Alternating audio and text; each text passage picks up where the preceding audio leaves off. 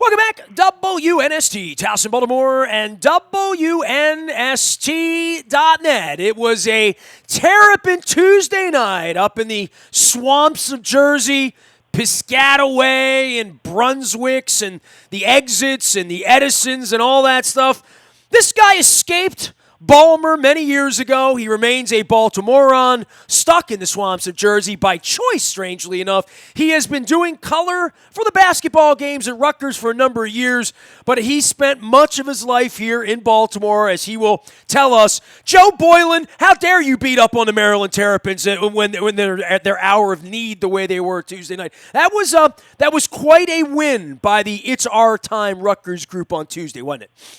It's a great win for that team. Great. Coach Peichel's done a great job, done it the right way. They've let him alone. He's built the program slowly but surely, building blocks, built it on defense and rebounding. And last night was just a classic example that a team that doesn't score the ball well last night shot the ball well and defended as it usually does. And the building, the Rutgers Athletic Center, it's their 10th straight sellout, and the building was just electric. It's become a very, very difficult place. Ended up the season 18-1 at home. Just an incredible home record. Yeah, I mean, 18-1 at home and can't win on the road. And on the other side of that, I really feel like I made a mistake on Tuesday not driving up. Like I didn't go to the game Saturday, and it looks to me like Maryland's gonna wind up in some semi-far-flung place. You know, the notion last week that it was gonna be Greensboro and Madison Square Garden. Maybe, I don't know. They're gonna have to do some business in Indianapolis next week after the way the last 2 weeks has gone around here. But it really felt like, man, I should have gotten in the car and gone up there. It felt like it was something to see on Tuesday night if you were in the building. It really was, and we started off slow for the last couple of games. We lost to Penn State with 2 seconds to go on a jumper. Our road losses. I blame that on Dick Girardi, by the way, just so you know. Yes, that's Steve Jones, Dick Girardi. They're the ones. That's a good person to. I'll have to remember that next time I see Dick. But we played well on the road. We lost to Maryland by a couple at their place. We lost to Illinois by a couple, and we've actually led in a lot of those games. So we just don't shoot the ball really well. But last night we just shot the ball really, really well. We're not a good three-point shooting team, but we shot 45% last night and just played clearly the best game of the year. The 15 minutes starting the second half were the best we played all year. And, Maryland's really a good team. Mark's done a nice job with those. But, it just sometimes, our kids were just really connected defensively and offensively. It was we had 17 assists, the most we've had all year against a really good team. And it was, I think it was in many ways a do-or-die game for Rutgers. We had a good record. We have all those statistics, NAT, but we lost 3 or 4 in a row, and we just needed to win that game. And the kids came out and played 40 minutes, played just terrific basketball. The kids stormed the court. It was a magical evening for Rutgers. One of the best games I've seen in that building. Well, I was going to ask you. Yeah, I mean, how long have you been doing this now, Joe, up there? Well, this is my second time around. I coached there from 73 to 85 with Tom Young when we went to the Final Four. And then after I got out of coaching and was assistant AD for academics at Rutgers, I did the radio for 7 years there. So. When did they start playing in that building? Were you playing in that building back in the 70s and early 80s?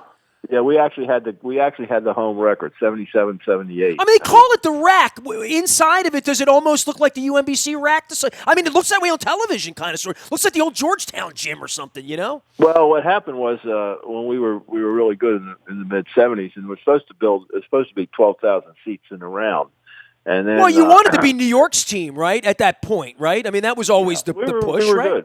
Good. St. John's was good too. To be fair, we were probably one of the best. We were probably the best team in the East from like the mid '70s to the late '70s until the Big East came along and we decided not to join. But that's a story for another day. You had some players back then. There's no doubt. Yeah. Yeah, and but they built the building and they kept cutting it down and they had to redesign it. And what they didn't realize, and nobody realized until we played in there, one of our first games, I remember saying to Tom Young, God almighty, is it loud here? The noise goes up to the ceiling, and because it's a flat roof, it comes right back down, and it's focused on the court. So it's turned in, as Tom Izzo said 2 months ago, he said, Joe, that's the toughest place to play in the league. He said, it really is now, because we're so close to the court, and it's only 8,000 people, but it's turned out. They said they were selling courtside seats on StubHub the other day for $450. I mean, not that anybody was going to pay that, but that gives you an idea from giving them away a couple of years ago. So Steve Peichel has done a great job, great person, and really just it's been fun to watch the build, no question about it. And the kid Mathis from John Carroll had a spectacular game last night. Great job defensively. Did a good job on Callens. Kept him in check when the game was on the line, and had some spectacular dunks. And he's had a terrific game for us. So it's been fun, Nestor. It's been a long time coming, that's for sure. Well, Don Moeller's going to love that I had you on because you both share Lansdowne High School, and he was over at Lansdowne the other day. We got some Baltimore positives. This is almost a Baltimore positive piece. Joe Boylan joining us here, long-time Loyola. For all the years you're in Baltimore and you grew up, the Baltimore roots and all that stuff, I don't know that everybody here knows that you're doing Rutgers basketball up there, but more than that, the Big Ten this year and your eyes on all of these teams, and I had Dick Girardi on last week, who I worked together with at the News American in Sports First back in 1984, Joe. So I'm becoming a young old timer. I'm 51 now, so I can't believe you just turned 60 the way you have. And but for you with the league and it getting better. I mean, I had Dick on last week talking Penn State. He's been up there almost 20 years calling games through 2 administrations. And I had John Crispin on this week who spent his time at Penn State. And they're talking about Penn State. I said, Crispin said, we thought the Bryce Jordan Center was just for tractor pulls and Springsteen concerts, that there's something going on there. And the Rutgers gym is sort of the same thing. You've been there a long time waiting for a night like Tuesday to happen, for it to sort of blossom a little bit, maybe the way it did under Schiano on the football side for 10 minutes, right? Well, I think it's the first winning season they've had since 05-06 when Gary Walters was there, who really did a good job there. And it's just been, it just hasn't worked. And to be fair, they hadn't done much for basketball. There was main focus when Greg was there was on football, and he did a terrific job. And his coming back is really, needless to say, energized the whole place, and he's been very supportive. Like he was at the game last night. Every home game the last couple of weeks, he comes in and he has some recruits, but then he ends up sitting with the students in the student section for a while. So he and Peichel have developed a very good relationship. So it's nice to see that synergism. But it's just interesting to see this team come together. And as I was talking to Greg Manning before the game, and I don't know he and Bino and a couple. I know the Maryland assistants, but I coached Bino when he was 11 years old. Oh, did you really? Yes, I did. Yeah, that's my claim to fame. So I need Bino to cut down some nets. That's what I mean. Bino must cut down a net before his life is over. So I got a lot at stake here, Joe. Yeah, you do. He's a good guy. They're good guys, and but they. I said to him, I said, Greg, we've played really, really well, but we just haven't shot the ball well. I said, if we shoot the ball well, I haven't seen it, but I saw it last night. And to be honest with you, Maryland just had no answers. And again, it was just we played the best game of the year, and they couldn't make a three. I think at one point they were 0 for 15 for 3 in the first half. So now we covered them, but they did have some open looks, and. We were up by 21. It was just, it was, and anybody that would have said that at the beginning of this year, you'd be crazy. Maryland's good. They're really good. I think, their complementary players didn't play very well last night, but. Well, the depth is an issue, Joe, right? I mean, there's not an 8 or a 9 coming off the bench, right? Like, who's going to be out on the court, whether they're gassed or whether they're not, whether they're having an off night or an on night. These are the race cars you're going to go with, and it's pretty obvious as we get into the middle of March that, there's 6 players is pretty much what they are, right? He played a lot last night early. He had 10 players in the game in the first half, and I don't think they've done that all year. And, it was. We didn't give him any answers, by the way, right? Even when he unleashed the bench at the end, right? Yeah, well, at the end, I'll give him credit because we were up by 21, and he pulled all the starters, and those kids that came in did a pretty good job. They cut a 21-point lead to 11.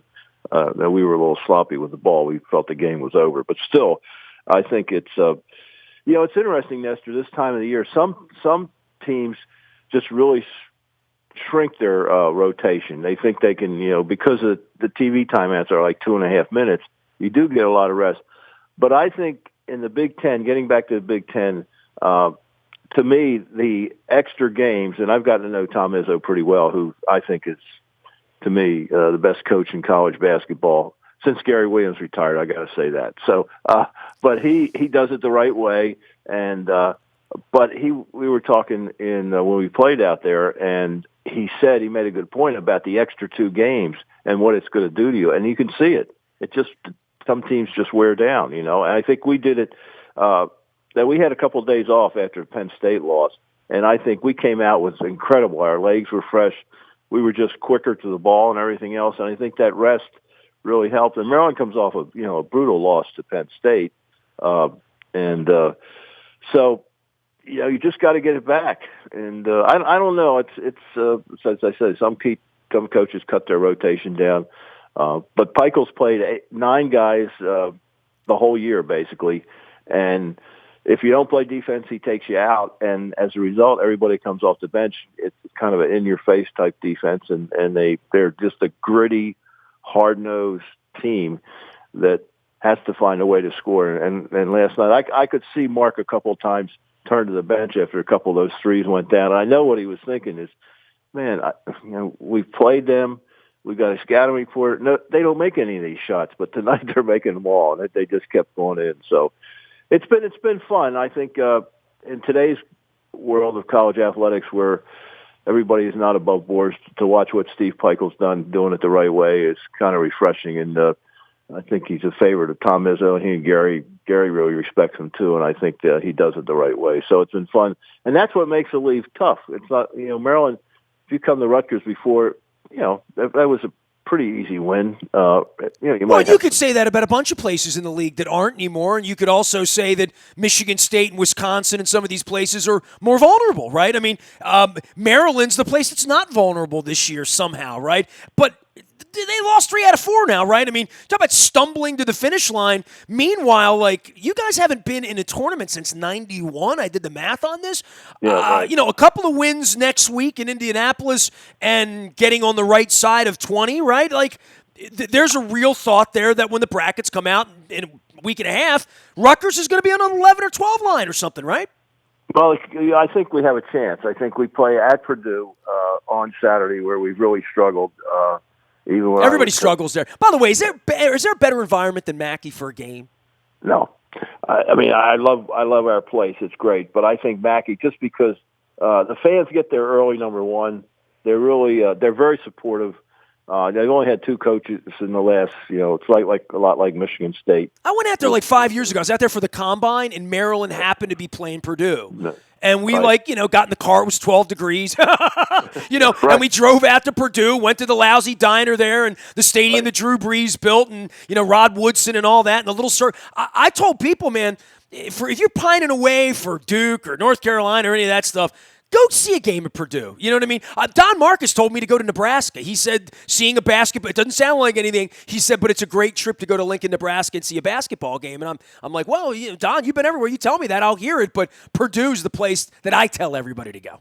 Yeah, it's really good. I think Michigan State's really good too, just of course.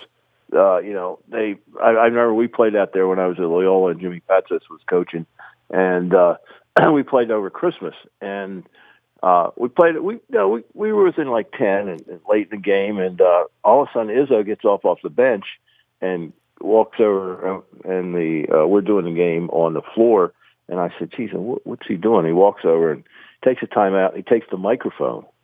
I said, well, what's going on here? And he said he just wanted to thank everybody for coming, sell out in the Christmas holiday, how much it meant to the players and the coaches. And I thought, holy mackerel, that's what, and that kind of stuff, resonates. And you're talking about it 20 years later, right? Literally. Yep. Yeah. And, but the league, I mean, Illinois wasn't very good. We were probably an easy out. I mean, it was tough, but we would play you hard, but we could never beat you. Now, all of a sudden, all those bottom teams are tough. And Northwestern is the only one that's really struggled. And I tell you, if they didn't have Pat Spencer, they'd really be in bad shape. He's having a great year for them. It's a great story. One of the best stories in college basketball. So, but everybody's good, and you add 2 extra games, and it's hard. I mean, it's the toughest league in the country, I think, because of the venues and the coaches. It's a really good coaches league. There are a lot of excellent coaches in it, and there's a lot of pressure. I mean, if you're in Indiana and you haven't been in the tournament for a while, there's an enormous amount of pressure. So it's been fun to watch, no question about it. I think it's good, and it'll be interesting to see. Well, for Maryland to move to the ACC, the Big Ten, I'm in the middle of watching Ohio State 2 weeks ago, and I'm thinking to myself, well, this doesn't suck. If you love Maryland, if you love basketball, if you love big-time basketball, if you love Baltimore kids, Sticks and Morcello on the team, even Joe Boylan loves that up in Rutgers, right? Loves seeing what it is. This has been a nice transition, and I know it was all about the money. I'm not a fool, but when we're talking about what Maryland basketball has moved to become in these big games against Tom Izzo, Michigan State on a Saturday night, despite the wrong side of the outcome the last 2 games, this is a blossoming time. This is when Maryland should be recruiting new fans, right? Well, yeah, I think it's obviously money is a big factor when you get a check for $52 million July 1st. It's because of TV. That's all, just $52 million, and I got to wait till July 1st. I think I can make it till then. How about that, Joe? That's right. It's been interesting. I think it's for Rutgers and Maryland, both struggling financially in a lot of ways. There's no question this has helped. And one of the things I think that's really helped us, Nestor, is, as I said, Peichel has done it the right way. He's got a great staff. But we just opened a new practice facility. It's 4 stories. In fact, as I took Johnny Holiday through it yesterday, and we did call. Is he older than you or younger than you? Be honest with me. He's 82. He's the old guy. I'm 81. So okay, I'm just checking. I tell you what, there's not a better person walking the face of the earth than that man. But anyway, we both will agree on that. Yes. Yeah, it's 4-story. It has it has 2 a basketball court for the men, a basketball court for the women, offices, but also has wrestling and gymnastics.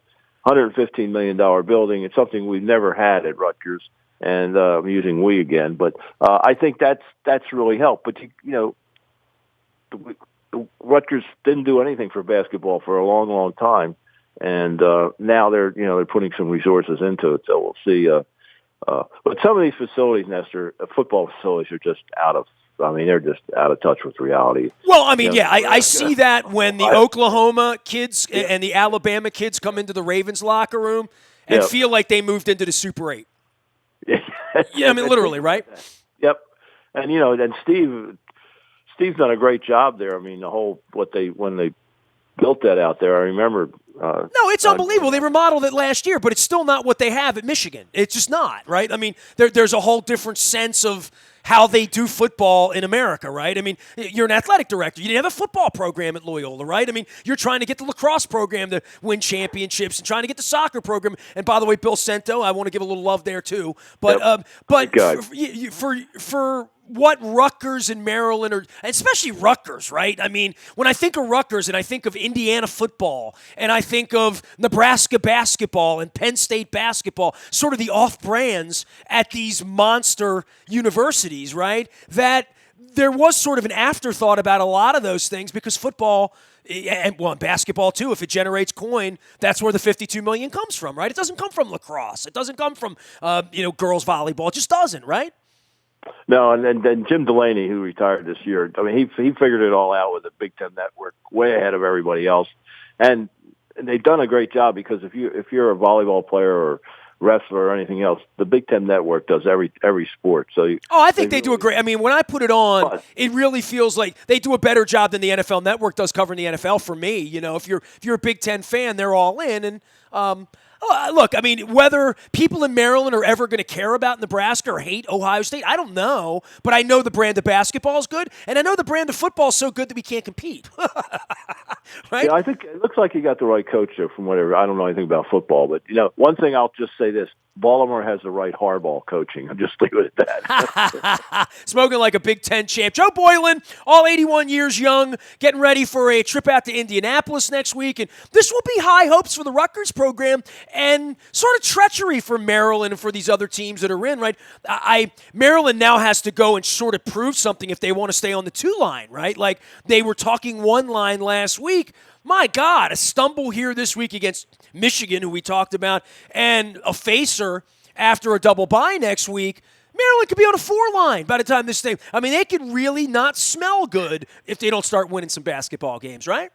Well, I think everybody loses. Like Baylor's lost, and when you look around the country, San Diego State, it's just the nature of college basketball. Dick Weiss was at the game yesterday, and we were talking about, and he said of all the years, and he's been covering college, especially basketball, since the early 70s, that there's probably 20 teams that can win it this year. So it's hard, it's really hard. I think they'll get it back together. Smith, and a shout out to one of my former players at Loyola, who's the assistant coach at St. Joe's, Damian Jennifer, who helped coach Smith and Morcell at St. Joe's, and he does a great job there, not just at St. Joe's, but also in his community work. Damian's one of the good Baltimorean, terrific kid, and not a kid anymore. But anyway. Well, we always think about him as 18 if you saw him dribble at AAU, right? That's exactly right. Nestor, and I think about you at 25 or 30, too. I'm 51, bro. It's going the other direction for me. I tell you, all joking aside, what you've been able to do there is just extraordinary. It's one of the great stories, I think, in media history, to be honest with you. So, that's very, very sweet of you to say that, because very few people acknowledge when I'm sitting at Radio Row at the Super Bowl that I'm truly a unicorn. I'm the only dude like me in the country, period. There's no one else who does what I do, like literally owning a station and showing up, and I appreciate you saying that. That means a lot to me, Joe. Well, you've done a lot for, I think, Baltimore. I think you really have. I mean, you've reached out to people throughout, at all levels of sports, and I think it does make a difference, no question, in this crazy media world today. I don't know. It's been very interesting. But so anyway, I think Maryland has a chance. Obviously you've got an elite point guard in Callens, and Smith is obviously one of the better players in the country, and the other kids I thought were coming on, a little bit. Hey, listen, they've come back to beat Michigan State. And Michigan State doesn't score 14-0 is extraordinary. So if you're Maryland, you look at that, say, hey, if they can do that, they can do a lot of good things. So we'll see how it all plays out. And this year will be very sitting in that committee room. First of all, picking the teams. My grandson plays at Richmond, and they're second place in that league, and they're hoping to get in. And but it's how you see them. I mean, to me, the matchups are as they always are in the NCAA are really important. So, well, doesn't Maryland? It doesn't matter where we seed Maryland as long as they have Duke in the bracket. As long as we have a chance to play Duke, that's all that really matters around here. You know that. I remember. You'll appreciate this story. Gary and I have been friends, and my son-in-law, who's a basketball coach, you think my daughter, and they've been married in 26, 27 years, and they said I have a great grandson, Jake Wojcik, who plays as a sophomore at Richmond. But anyway, I remember I was down when he was at Wake Forest, and I said to Gary, "Hey, you're playing Duke." Molly's never been to a game at Duke, my wife, and she's a huge fan. So we end up sitting right behind the Maryland bench, and I'll never forget because Mike is always, everybody's Krzyzewski this and that. And the game goes on, and Gary gets up and complains. Surprising. Of course, Mike had been complaining the whole game. Let me guess, Gary was sweating, cursing, and frustrated. It was actually pretty good. And then Krzyzewski all of a sudden comes down and starts screaming at him. And I'm thinking, holy mackerel. And then the halftime ends, I'm thinking, oh, my God. Molly said, geez, what's going on? And then, to be fair, Krzyzewski came out the second half and apologized to Gary for what he did. But I thought, it was, and Maryland won that game, so it was nice to see that. But so take that, Coach K. Phooey on you. Yeah. I think for Maryland, I think it was a tougher move because of the AC, because of where Maryland sits and where the fans were orientated. I think it's for Rutgers, really, the Big East was to do it. I think it was a money thing, but more, I think for Rutgers, it was more. To get into that consortium of universities. And that's one of the great things that people don't talk about. The Big Ten, academically, Maryland and Rutgers both benefit from that, being involved with all those other land-grant schools. It's kind of a unique situation there. Now, not that anybody cares when Maryland loses a game, but the fact is that's the other part of this this relationship, which and they do an enormous amount of things together, whether it's cancer research or things like that. So the Big Ten does a lot of good things besides just sports. Although, as I said, when you go to some of these facilities, and you talk about Nebraska, their facilities are just out of this world. They're unbelievable. I can only imagine. Joe Boylan joining us here. So last thing before I let you go, Gary's 75th birthday. Yep. I allowed Chris Nocky to take some cheap shots at him. Patsos isn't returning my calls these days. So, Patsos, I'm looking for you. Some Gary love, I mean, what Maryland is now, and everybody wants to fire Turgeon every single night when they fall behind in the first half, and if they lose, they want to fire him the next morning, and that's where we are this week. But Gary's got his name on the court there. Gary still feels pretty cantankerous to me, even 20 years after winning. I guess the legend of Gary now, we start to say, well, it's been 20 years since they won. I think I talked at length with John Feinstein this week about getting Lefty into the Hall of Fame and how hard it was because Lefty didn't win and what Lefty represented and all that stuff. But Maryland basketball, the next couple of weeks, Maryland can write a deeper script of all of this. But Maryland, Gary sits in the middle of all of it, right? Literally. He does. I mean, I first met him in the early '60s when Tom Young and was working with Frank Fellows right before Lefty came in, and Tom Davis was there. So where's Gary then? Not even like American, right? Like just a kid, right? No, Gary was in school. Yeah, Gary was a student. Yeah, so that's the first time I met him. In fact, we were both at the famous Kentucky-Texas Western game, and so we've been friends ever since. And I've in fact, as I just texted him this morning and told him how much I treasure our friendship. But the thing about Gary that I've always admired is a couple of things. One, he did it his way, and he didn't change, and no matter what. And number two is Gary is a very, very smart person. He's incredibly smart. Very quick, agile mind. And I think when he took the Maryland job, people forget how bad that was. I remember going to a practice right after he had taken the job. Bill Raftery called me, and he was doing a game.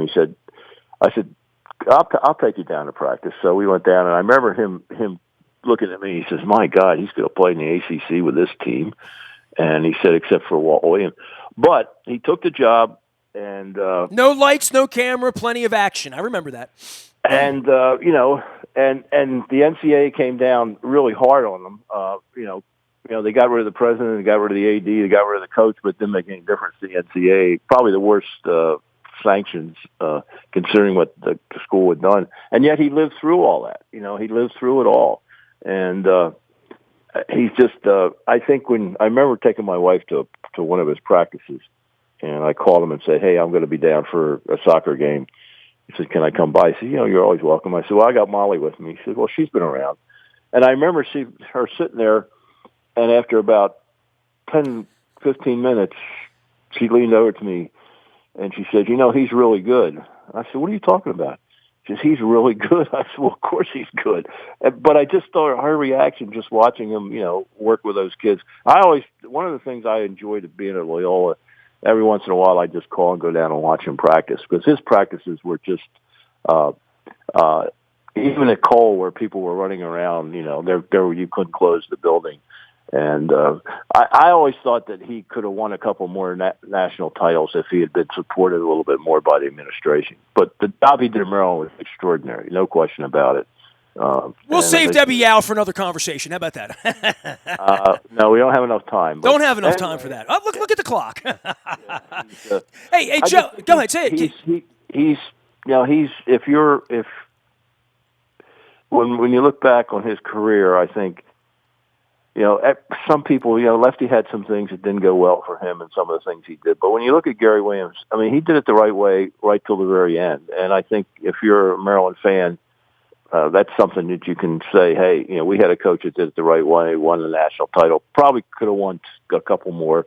Certainly in Minneapolis, if those officials in the second half hadn't, been so bad. But anyway, the Duke game. But I just think he's one of those really good guys. And I think you probably saw it. Johnny was telling me that right before the Michigan State game, Izzo always comes out and sits and watches the other team. And Gary and he sat down and talk for a couple of minutes. I would have loved to have been part of that conversation. But two guys that did it the right way and have a lot of respect for each other. And Not a whole lot of universities can say that about their coaches.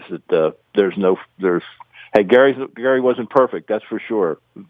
I'm not painting him as a saint, but he did it on the basketball side. He did it the right way, and he's a good person, that's for sure. Joe Boylan here, another good person up in the swamps of Jersey, doing all things Rutgers basketball, longtime Loyola, and always a Baltimorean. What's the first thing you do when you come back to Baltimore? Like, what do you miss? And you come back pretty often, though. You're back here every couple months, right? Yeah, well, last couple of weeks ago, I still have my doctors in Baltimore, so I always go over and to Ridley, and I see Charlie Toomey. He's doing another good job in lacrosse, won a national title a couple of years ago.